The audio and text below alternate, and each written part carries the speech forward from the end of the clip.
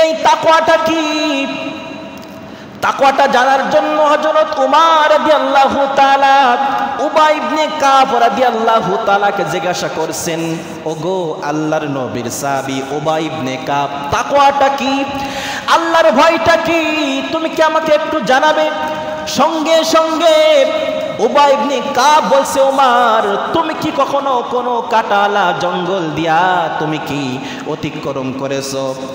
ওমর রাদিয়াল্লাহু তাআলা বললেন, হ্যাঁ আমি অতিক্রম করেছি। উবাই ইবনে কাব বলছে, কিভাবে তুমি অতিক্রম করেছো? ওমর রাদিয়াল্লাহু তাআলা বললেন, আমি যখন কাটালা পথ দিয়ে অতিক্রম করছিলাম তখন কাটাগুলো আমার তরবারি দিয়া আমি সুন্দর করে ফাঁক করে করে করে করে আমি পথ অতিক্রম করছিলাম। উবাই ইবনে কাব বললেন, কেন তুমি কাটাগুলো সরিয়ে সরিয়ে পথ অতিক্রম করছিলে?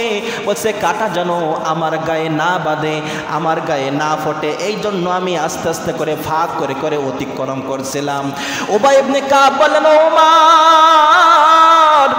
এটাই হলো তাকওয়া। মুমিন মুসলমান দুনিয়ার জিন্দেগিতে চলাফেরা করার সময় যত অপকর্ম, খারাপ কাজ, হারাম কাজ থেকে কাটার মতো সরায় দিয়ে দিয়ে দিয়ে দিয়ে সোজা পথে দিন ইসলামের পথে চলবে, এটার নাম হচ্ছে তাকওয়া।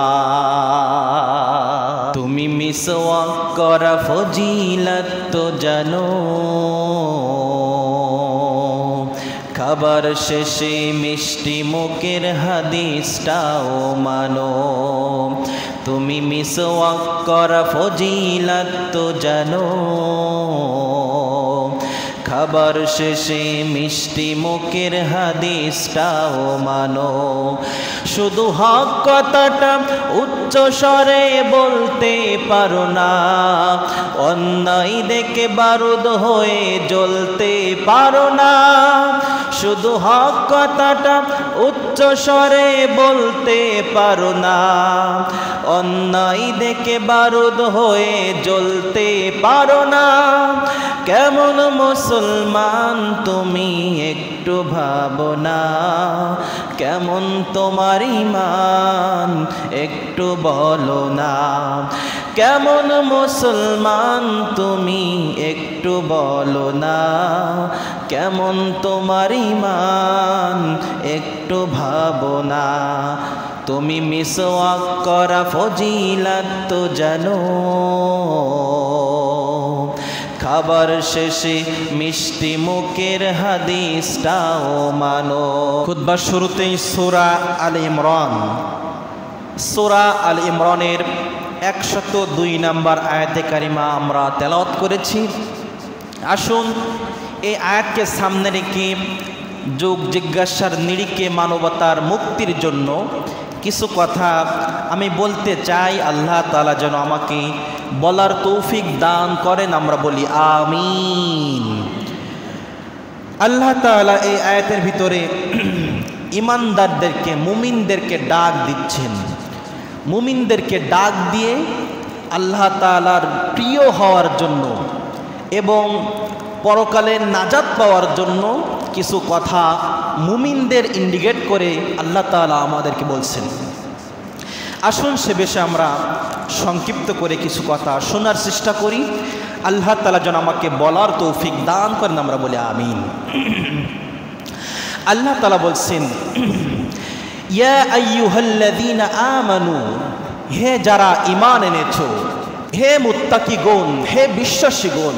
এখানে আল্লাহ তাআলা কোনো জাতিকে উদ্দেশ্য করে বলে নাই, কোনো ধর্মকে উদ্দেশ্য করে আল্লাহ তাআলা বলে নাই। আল্লাহ তাআলা বলেছেন ঈমানদারদেরকে উদ্দেশ্য করে।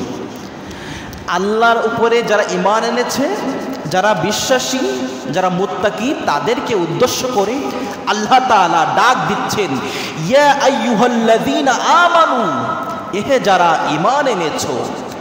পরবর্তীতে আল্লাহ তাআলা বলছেন, ইত্তাকুল্লাহ, আমি আল্লাহ তাআলাকে ভয় করো, হাক্কা তুকাতিহি, ভয় করার মতো, ওয়ালা তামুতুন্না ইল্লা ওয়া আনতুম মুসলিমুন, আর তোমরা মুসলমান না হয়ে তোমরা মৃত্যুবরণ করো না। আয়াতের অর্থ খুব সিম্পল, কিন্তু এর ভিতরে অনেক গবেষণা আছে।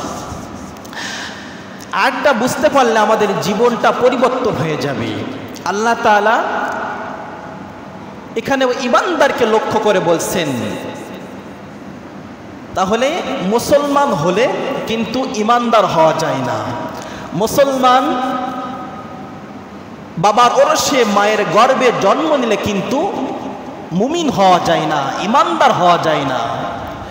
এখানে আল্লাহ তাআলা যদি বলতেন ইয়া আইয়ুহান নাস, তাহলে হে মানুষ সকল হতো, কিন্তু আল্লাহ তাআলা ইয়া আইয়ুহান নাস বলেন নাই।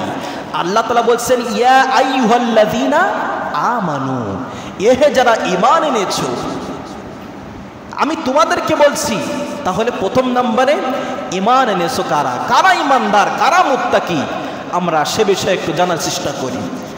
আল্লাহ তাআলা ঈমানদারকে ডাকছেন, ঈমান আনতে গেলে কি কি সত্য আমাদের প্রয়োজন সে বিষয়ে আমরা লক্ষ্য করি।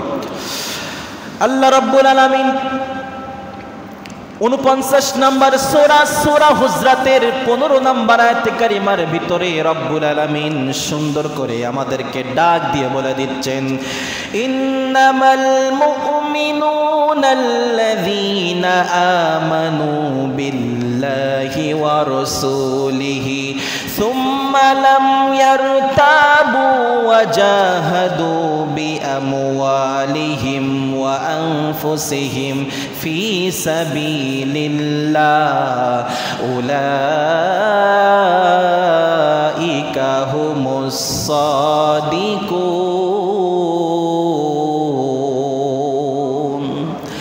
আল্লাহ তাআলা বলেন ইয়া আইয়ুহাল্লাযীনা আমানু, এহে যারা ঈমান এনেছো, তোমাদেরকে আমি উদ্দেশ্য করে বলছি, তোমরা ঈমান আনার জন্য তোমাদের শর্ত হলো 4টা। জোরে বলুন কয়টা? 4টা শর্ত। 1 নম্বরে ইন্নামাল মুমিনুন, নিশ্চয়ই তারা মুমিন, আল্লাযীনা যারা আমানু ঈমান এনেছে, বিল্লাহি আল্লাহর উপরে, ওয়া রাসূলিহি রাসূলের উপরে, সুম্মা লাম ইয়ারতাব এই ঈমানের ভিতরে কোনো সন্দেহ প্রকাশ করে নাই। আর 4 নাম্বার হলো ওয়াজাহাদু বিআমওয়ালিহিম ওয়া আনফুসিহিম ফি সাবিলিল্লাহ, জান এবং মাল দিয়ে আল্লাহর পথে যারা সংগ্রাম করবে, আল্লাহ তাআলা এই 4টা গুণওয়ালা সম্পর্ক লোকদেরকে বলছেন উলাইকা হুমুস সাদিকুন। আল্লাহ তাআলা বলছেন এই 4ওয়ালা গুণওয়ালা লোকদেরকে আমি আল্লাহ তাআলা বলতেছি এরা হলো সত্যবাদী, এরা হলো আমানতদার, এরা হলো মুত্তাকি। সুবহানাল্লাহ। তাহলে 4টা গুণ থাকা লাগবে আমাদের যারা ঈমানদার যারা দাবি করবে, তাদের ভিতরে কয়টা গুণ থাকা লাগবে? 4টা। মনে রাখতে হবে। 1 নম্বরে আল্লাহর উপরে ঈমান, তারপরে 2 নম্বরে রাসূলের উপরে ঈমান, 3 নম্বরে এই ঈমানের ভিতরে কোনো সন্দেহ প্রকাশ করলে হবে না, আর 4 নম্বরে জান এবং মাল দিয়ে আল্লাহর পথে যারা সংগ্রাম করবে, আল্লাহর পথে জিহাদ করবে, আল্লাহ বলছেন এরাই হলো প্রকৃত মুমিন। সুবহানাল্লাহ। তাহলে এই গুণ কার কার ভিতরে আছে একটু ভালো করে আপনারা খেয়াল করবেন, না থাকলেই এই গুণ আপনার ভিতরে অবশ্যই আনতে হবে। আমরা আল্লাহর প্রতি ঈমান আনি, রাসূলের প্রতি ঈমান আনি, এই ভালো কথা, কিন্তু এই ঈমানের ভিতরে সন্দেহ প্রকাশ করি না। কিন্তু 4 নাম্বারটা আমরা অনেকেই মানতে কষ্ট হয়, জান এবং মাল দিয়ে আল্লাহর পথে সংগ্রাম করতে চাই না। বলে হুজুর প্রয়োজনে জানটাই দিয়ে দিব, কিন্তু মালের বেলায় নাই, মাল খরচ করতে চাই না।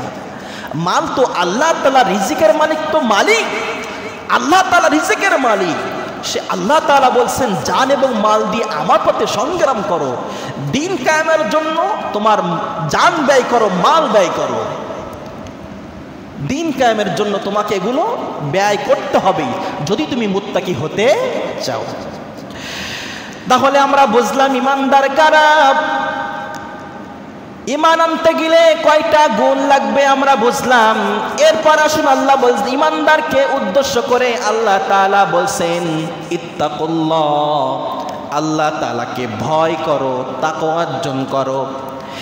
তোমরা যদি আমি আল্লাহ তাআলাকে ভয় করতে পারো, ভয় করার মতো যদি ভয় করতে পারো, আমি আল্লাহ রাব্বুল আলামিন তোমাদেরকে এমনি এমনি ছেড়ে দেব না, তোমাদেরকে এমনি এমনি আমি আল্লাহ তাআলা হেলায় খেলায় রাখবো না। আমি আল্লাহ তাআলা তোমাদের উপরে 6টা নিয়ামত দান করে দিব। তাহলে আল্লাহ তাআলা বলছেন যারা প্রকৃত ঈমান আনবে, মুত্তাকি যারা হবে, ঈমানদার যারা হবে, আল্লাহ তাআলা এদেরকে 6টা সফলতা আল্লাহ তাআলা দান করবেন। তাহলে আল্লাহ তাআলার কাছে কারা ঈমানদার তাকওয়াবান কেন এত প্রিয়? আল্লাহ তাআলা নিজেই বলে দিলেন, ইন্না আকরামাকুম ইনদাল্লাহি আতকাকুম। আমার কাছে কোনো রাজা বাদশা, ধনী এবং সম্মানিত মানুষ আমার কাছে প্রিয় নয়, আমার কাছে বড় নয়। আল্লাহ তাআলা বললেন আমার কাছে তার মর্যাদা সবচেয়ে বেশি। যার টাকা নাই, পয়সা নাই, অর্থ নাই, করি নাই, এটা আমি দেখি না।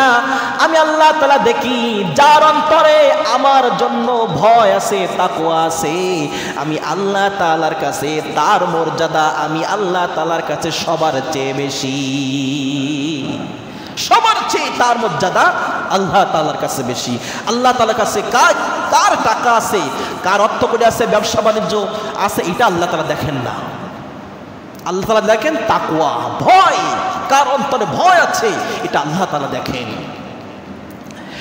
তাহলে আল্লাহর নবী সাল্লাল্লাহু আলাইহি সাল্লাম বলেছেন হাদিসের ভিতরে, বুখারী মুসলিমের হাদিস, আন আবি হুরায়রা রাদিয়াল্লাহু তাআলা আন কিলা ইয়া রাসূলুল্লাহ। আবু হুরায়রা রাদিয়াল্লাহু তাআলা হতে বর্ণিত, জৈনিক এক ব্যক্তি আল্লাহর নবীজি সাল্লাল্লাহু আলাইহি সাল্লামকে জিজ্ঞাসা করলেন, ইয়া রাসূলুল্লাহ মান আকরামুন নাসি? ক্বালা আতকাহুম। ও আল্লাহর নবী, কোন ব্যক্তি আল্লাহ তাআলার কাছে সবচেয়ে প্রিয়? আল্লাহর নবীজি সাল্লাল্লাহু আলাইহি সাল্লাম বলেছেন, যার অন্তরে আল্লাহ তাআলার ভয় বেশি, তার মর্যাদা আল্লাহ তাআলার কাছে সবচেয়ে বেশি।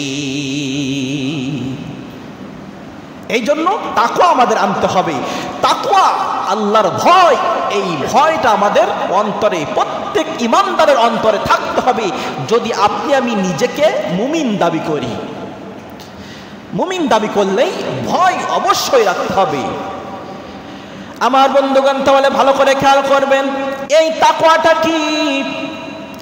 তাকওয়াটা জানার জন্য হযরত উমর রাদিয়াল্লাহু তাআলা উবাই ইবনে কাব রাদিয়াল্লাহু তাআলাকে জিজ্ঞাসা করছেন, ওগো আল্লাহর নবীর সাহাবী উবাই ইবনে কাব, তাকওয়াটা কি? আল্লাহর ভয়টা কি? তুমি কি আমাকে একটু জানাবে? সঙ্গে সঙ্গে উবাই ইবনে কাব বলছে, ওমর, তুমি কি কখনো কোনো কাটালা জঙ্গল দিয়া তুমি কি অতিক্রম করেছো? ওমর রাদিয়াল্লাহু তাআলা বললেন, হ্যাঁ আমি অতিক্রম করেছি। উবাই ইবনে কাব বলছে, কিভাবে তুমি অতিক্রম করেছো?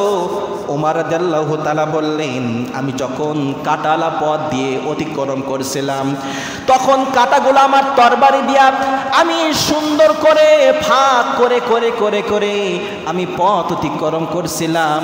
উবাই ইবনে কাব বললেন, কেন তুমি কাটাগুলো সরিয়ে সরিয়ে পথ অতিক্রম করছিলে? বলছে, কাটা যেন আমার গায়ে না বাঁধে, আমার গায়ে না ফোটে, এই জন্য আমি আস্তে আস্তে করে ফাঁক করে করে অতিক্রম করছিলাম। উবাই ইবনে কাব বললেন, ওমর, এটাই হলো তাকওয়া। মুমিন মুসলমান দুনিয়ার জিন্দেগিতে চলাফেরা করার সময় যত অপকর্ম, খারাপ কাজ, হারাম কাজ থেকে কাটার মতো সরায় দিয়ে দিয়ে দিয়ে দিয়ে সোজা পথে, দ্বীন ইসলামের পথে চলবে, এটার নাম হচ্ছে তাকওয়া। এটার নাম তাকওয়া। জীবন জিন্দেগি পরিচালনা করার সময় সমস্ত খারাপ কাজ থেকে, বিরত থেকে দ্বীন ইসলাম, আল্লাহ তাআলার হুদাল্লিন নাস হুদাল্লিল মুত্তাকিন, এই পথে যারা অগ্রসর হবে, এই পথে চলবে, এটার নাম তাকওয়া। এই জন্য তাকওয়া, আমরা যেমন হিংস্র প্রাণীদেরকে আমরা যেমন ভয় করি, মনে করেন আমাদের সামনে যখন রাতের বেলা হোক দিনের বেলা হোক হিংস্র প্রাণী যদি সাপ, বিষাক্ত সাপ যদি আমাদের সামনে পড়ে, তাহলে আমরা কিন্তু সাপের অন্য সাইড দিয়ে চলে যাই। আমরা বুঝি সাপ ক্ষতিকর, আমাকে কামড়াতে পারে, একটা ভয় আসতেছে, একটা অন্তরে ভয়। ঠিক তেমনি করে আল্লাহ তাআলার সৃষ্টি সাপ দেখে আপনি যেমন ভয় করেন, আল্লাহ তাআলার সৃষ্টি দেখে আপনি যেমন ভয় করেন, ওই সাপকে যে আল্লাহ তৈরি করেছে ওই আল্লাহকে ভয় করে দুনিয়ার সমস্ত হারাম কাজ, খারাপ কাজ, সমস্ত অশ্লীল ফায়সা কাজ থেকে বিরত থেকে আল্লাহ তাআলাকে ভয় করার নাম, এটা হলো তাকওয়া। এটা হলো তাকওয়া। তাকওয়া আমাদেরকে আনতে হবে। আমাদের সমাজে তাকওয়া আমরা কেমন করে অর্জন করি দেখেন। যারা কাপড়ের ব্যবসা করে, পরিচিত লোকের কাছে যখন আপনি কাপড় কিনতে যাবেন, তখন আপনাকে একটা লুঙ্গি অথবা কিছু একটা ধরাই দিল, ধরাই দিয়ে বলবে, ভাই আপনি আমার গ্রামের, আমার প্রতিবেশী, আপনাকে কিনা দামে দিলাম 500 টাকা। বলে কি বলে না? কি বলে কি বলেন? কিনা দামে দিলাম কি 500 টাকা। আসলে কি 500 টাকা কিনা? যদি লাভ না করে তাহলে তো তার ব্যবসায় লালবাতি জ্বলবে, দোকান ভাড়া আছে, তার একটা জলের দাম আছে। কিনা দামে 500 টাকা, কি স্টাইলে আজকে কাপড়ের ব্যবসা করে। এখন দেখবেন সমস্ত ফলাদিতে ফরমালিন মিশাই, ফলগুলো বেশি দিন রাখার জন্য, তাড়াতাড়ি পাকাবার জন্য ফরমালিন মিশাই, আর এগুলো খেয়ে মানুষ অসুস্থের ভিতরে পড়ে যাচ্ছে। এটাই হলো আমাদের সমাজের তাকওয়া। এমন করলে চলবে না। আপনার যেটা সত্য সেটা আপনি বলবেন। যদি আপনি সত্য কথা বলতে পারেন, আপনার ওই ব্যবসায় বরকত বাড়িয়ে দেবেন কে? আল্লাহ তাআলা আপনার ওই ব্যবসায় বরকত বাড়িয়ে দিবে। মিথ্যা কথা বলে ব্যবসা করা যাবে না। তাহলে আল্লাহ তাআলা বললেন, তোমরা যারা আমি আল্লাহ তাআলাকে ভয় করবে, ভয় করার মতো ভয় করবে, আমি আল্লাহ তাআলা তোমাদের জন্য 6টা সফলতা দান করে দিব। জোরে বলুন, কয়টা? 6টা সফলতা দান করে দিব। 1 নম্বর সফলতা হলো আমি আল্লাহ তাআলা আমার রহমতের ভান্ডার থেকে তোমাদের একটা অংশ তোমাদের উপরে আমি দান করে দিব। রহমতের ভান্ডার থেকে তোমাদের একটা রহমতের ভাগ আমি আল্লাহ তাআলা তোমাদের উপরে বর্ষণ করে দিব। আল্লাহ রাব্বুল আলামিন 57 নম্বর সূরা হাদীদের 28 নম্বর আয়াতে কারিমার ভিতরে রব্বুল আলামিন সুন্দর করে আমাদের জন্য বলে দিচ্ছেন, ইয়া আইয়ুহাল্লাযীনা আমানুত্তাকুল্লাহা ওয়া আমিনু বিরাসূলিহি ইউতিকুম কিফলাইনি মির রাহমাতি। আল্লাহ রাব্বুল আলামিন বলেন, তোমরা যদি তাকওয়াবান হতে পারো, আমি আল্লাহ তাআলাকে ভয় করতে পারো, ভয় করার মতো ভয় করতে পারো, আমি আল্লাহ তাআলা তোমাদের উপরে আমার আকাশ থেকে একটা রহমতের ভাগ আমি তোমাদের প্রত্যেকের উপরে বর্ষণ করে দিব। তাহলে রহমতের বাড়িধারা আমাদের বর্ষণ হতে থাকবে। এখন আমরা এখানে বসে আছি, আমাদের উপরে রহমত বর্ষণ হচ্ছে কি হচ্ছে না? হচ্ছে। তিরমিজি শরীফের হাদিস, মা আয়েশা সিদ্দিকা রাদিয়াল্লাহু তাআলা বর্ণনা করেন, আল্লাহর নবীজি সাল্লাল্লাহু আলাইহি সাল্লাম তানার হুজরার দিকে আসতেছেন। তিনি বসে বসে কাঁথা সেলাই করছিলেন। হঠাৎ করে আল্লাহর নবীর দিকে চোখ পড়ল। আল্লাহর নবীর দিকে যখন চোখ পড়ল, তিনি দেখতে পাইলেন আল্লাহর নবীর মাথার উপরে অসংখ্য পানির ফোঁটা, বৃষ্টির ফোঁটা বর্ষিত হচ্ছে। মা আয়েশা সিদ্দিকা রাদিয়াল্লাহু তাআলা তিনি ওখান থেকে উঠে গেলেন, একটা ভালো একটা কাপড় নিয়ে তিনি দাঁড়িয়ে গেলেন। আল্লাহর নবীজি যখন আমার হুজরার ভিতরে আসবে, আমি সঙ্গে সঙ্গে আল্লাহর নবীজির মাথাটা মুছিয়ে দিব। কিছুক্ষণ পরে আল্লাহর নবীজি মাইশা সিদ্দিকা রাদিয়াল্লাহু তাআলার হুজরার ভিতরে যখন আসলেন, তিনি ডান দিক থেকে লক্ষ্য করেন, বাম দিক থেকে লক্ষ্য করেন, সামনে থেকে লক্ষ্য করেন, পিছন থেকে লক্ষ্য করেন। আল্লাহর নবীজি বললেন, আয়েশা, ইতিপূর্বে তোমার হুজরার ভিতরে আমি অনেকবার ঢুকেছি, এমন আশ্চর্যজনকভাবে তুমি তো আমাকে দেখো নাই। ও আয়েশা, আজ এমন করে কেন দেখছো? আয়েশা রাদিয়াল্লাহু তাআলা বললেন, ইয়া রাসূলুল্লাহ, আপনি যখন আমার হুজরার ভিতরে আসতেছিলেন, আমি লক্ষ্য করে দেখলাম আপনার মাথায় অসংখ্য পানির ফোঁটা, বৃষ্টির ফোঁটা বর্ষিত হচ্ছে। আমি এই জন্য এই কাপড় নিয়ে আমি দাঁড়িয়ে আছি, আপনার মাথা থেকে বৃষ্টির ফোঁটা, পানির ফোঁটা মুছে দেব। আল্লাহর নবীজি সাল্লাল্লাহু আলাইহি সাল্লাম বললেন, আয়েশা, তুমি এই অবস্থা কোন দৃশ্য তো দেখেছো? আয়েশা রাদিয়াল্লাহু তাআলা বললেন, ইয়া রাসূলুল্লাহ, আমি পবিত্র ছিলাম, আর এই পবিত্র অবস্থায় আমি আপনার উপরে এই রহমতের বাড়ি ধারা বর্ষিত হতে দেখেছি। আল্লাহর নবীজি বলেন, আয়েশা, এই পানির ফোঁটা, এই বৃষ্টির ফোঁটা সাধারণ কোনো বৃষ্টির ফোঁটা নয়, এটা হলো আল্লাহ তাআলা রহমতের বাড়ি ধারা। আল্লাহ তাআলা রহমতের বাড়ি ধারা আমার উপরে বর্ষিত হচ্ছিল, এটাই তুমি দেখেছো। মাইশা সিদ্দিকা রাদিয়াল্লাহু তাআলার তাদের একটা ভালো গুণ ছিল, তিনি আল্লাহর নবীজির কাছ থেকে যখন কোন হাদিস শুনতেন, তিনি এই হাদিসটার নেগেটিভ কি হবে, পজিটিভ কি হবে, সামনে কি আছে, পিছনে কি আছে, সব কিছু বিস্তারিত খুলে খুলে শুনতেন। ঠিক তেমনি করে আয়েশা রাদিয়াল্লাহু তাআলা ওই দিনও আল্লাহর নবীজির কাছ থেকে শুনলেন, ইয়া রাসূলুল্লাহ, আপনি তো চিরকাল চিরদিন থাকবেন না, আপনার এই রহমতের বাড়ি ধারা আপনার কোনো উম্মতের উপরে বর্ষিত হবে কিনা? আল্লাহর নবীজি বললেন, আয়েশা, শুনে রাখো, অবশ্যই হবে ওই উম্মতের উপর যারা ইসলামের কথা শোনার জন্য, কোরআনের কথা শোনার জন্য দলে দলে এক জায়গায় বসে কোরআনের কথা শুনবে, আমার আল্লাহ তাআলা তাদের উপরে রহমতের বাড়ি দ্বারা রহমত বর্ষণ করতে থাকবে। এই হাদিস থেকে বোঝা যায় এই মুহূর্তে আমাদের উপরে আল্লাহ তাআলা রহমতের বাড়ি ধারা বর্ষিত হচ্ছে। জোরে বলি সুবহানাল্লাহ। তাহলে আমরা এখন পবিত্র, সবাই আমরা পবিত্র, আল্লাহ, আর আমরা কোরআনের কথা শুনছি। এই জন্য হাদিস থেকে বোঝা যায় এই মুহূর্তে আল্লাহ তাআলা রহমত বর্ষণ আমাদের উপরে হয়েছে। সুবহানাল্লাহ। তাহলে 1 নাম্বার শুনলাম, এরপর আসুন 2 নাম্বার। 2 নাম্বার সফলতা, আল্লাহ তাআলা বললেন, তোমরা যদি ঈমান আনতে পারো, তাকওয়া অবলম্বন করতে পারো, আল্লাহ তাআলাকে ভয় করতে পারো, তাহলে আল্লাহ রাব্বুল আলামিন তোমাদেরকে ভালোবাসবেন। সুবহানাল্লাহ বলবেন না?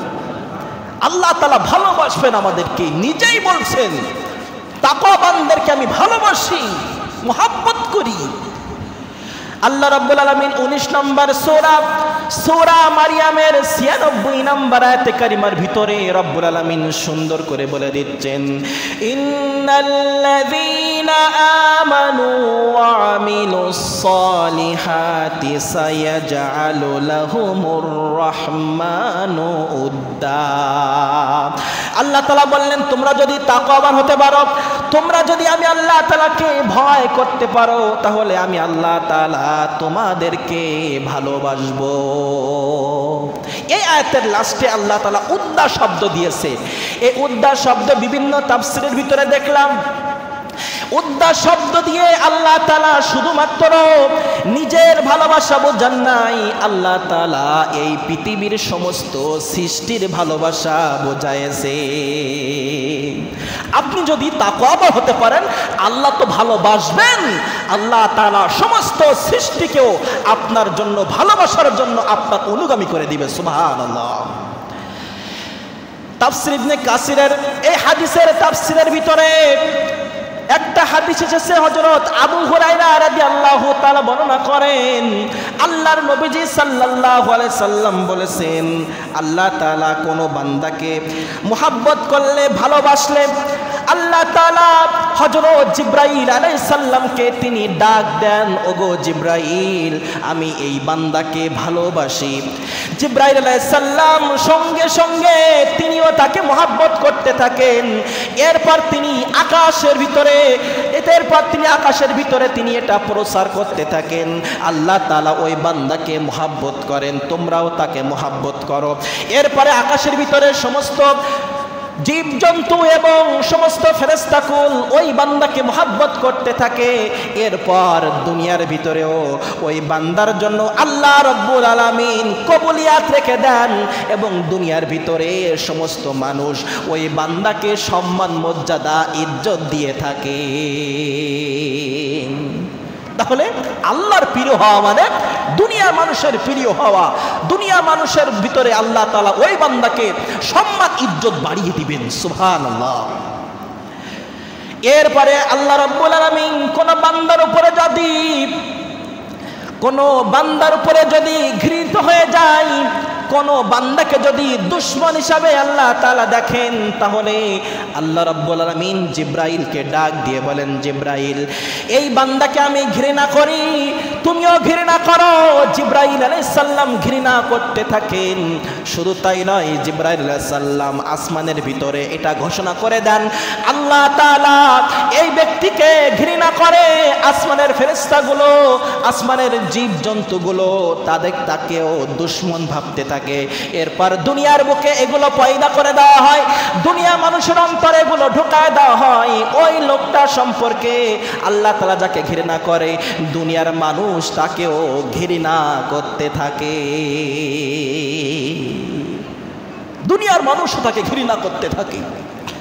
আল্লাহর প্রিয় হলে দুনিয়ার মানুষ আপনাকে ভালোবাসবে, সম্মান ইজ্জত দিবে। আর যদি আল্লাহ তাআলার দুশমন হিসাবে আপনি থাকেন, দুনিয়ার মানুষও আপনাকে ঘৃণা করবে, আপনাকে সম্মান দিবে না। এই জন্য তাকওয়াবান আমাদের হতে হবে, আল্লাহ তাআলার কাছে আমাদের চলে যেতে হবে, আল্লাহ তাআলার প্রিয় আমাদের হতে হবে। আল্লাহ তাআলার প্রিয় যদি হই, তাহলে আরেকটু উদাহরণ দেই, দুনিয়ার মানুষ কিভাবে আমাদের প্রিয় হবে। হযরত ইব্রাহিম বিন আদহাম একদিন ঘরের ভিতরে বসে তিনি ইবাদত বন্দেগী করেছিল, জিকির আজগার করেছিল, তাসবিহ তাহলিল জিকির আজগার করেছিল। হঠাৎ করে আল্লাহ তাআলা ফেরেশতাদেরকে ডাক দিয়ে বলেন, আমার ফেরেশতারা আমার ওই গোলাম ইব্রাহিম বিন আদহাম আমাকে পাওয়ার জন্য ঘরের ভিতরে বসে আমাকে পাওয়ার স্বপ্ন দেখে, তাকে তোমরা একটু শিক্ষা দিয়ে এসো। সঙ্গে সঙ্গে মানুষ রূপে ফেরেশতা ইব্রাহিম আদহামের বাড়ির চালের উপরে বসে ঠকঠক ঠকঠক করে করে আওয়াজ করতে থাকে। ইব্রাহিম বিন আদহাম তিনি বললেন, কে গো তুমি চালের উপরে, কে গো তুমি ছাদের উপরে, আমার ছাদের উপরে কেন তুমি ঠকঠক করে আওয়াজ করো? তুমি কি পাগল হয়ে গিয়েছো নাকি? লোকটা তখন বলল, আমার একটা ঘোড়া হারিয়ে গিয়েছে। মানুষটা ফেরেশতা বলল, আমার একটা কি হারিয়ে গিয়েছে? ঘোড়া হারিয়ে গিয়েছে। ইব্রাহিম বিন আদহাম বলছেন, তুমি কি পাগল? তোমার ঘোড়া হারিয়ে গিয়েছে, তুমি খুঁজবা বনে জঙ্গলে বন্দরে রাস্তাঘাটে খুঁজবা, তুমি ঘরের চালের উপরে কেন খুঁজতেছো? সঙ্গে সঙ্গে মানুষ রূপে ফেরেশতা বলল, ইব্রাহিম আদহাম আসলেই ঠিক, আমার ঘোড়া হারিয়ে গিয়েছে, আমি খুঁজবো বনে জঙ্গলে বন্দরে, আমি ঘরের চালের উপরে খুঁজতেছি। কেন খুঁজতেছি? ঘরের চালের উপরে যদি ঘোড়া না পাই, তাহলে আপনি চার দেয়ালের ভিতরে বসে, ঘরের ভিতরে বসে জিকির আজগার করে আল্লাহ তাআলাকে আপনি পাবেন। এ স্বপ্ন আপনি কিভাবে দেখলেন? কিভাবে দেখলেন? চার দেয়ালের ভিতরে বসে ঘরের ভিতরে জিকির আজগার করে খানকায় বসে আপনি আল্লাহকে পাবেন, কিভাবে ভাবলেন? ইব্রাহিম আদহাম বলে, আসলে তো তাই, আমি ঘরের দেয়ালের ভিতরে বসে আল্লাহকে পাবো, এ স্বপ্ন আমি কেন দেখছি?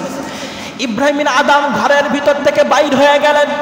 বাইর হয়ে দেশে বিদেশে বিভিন্ন জায়গায় যে তিনি কোরআনের দাওয়াত মানুষদের মাঝে পৌঁছাতে শুরু করলেন।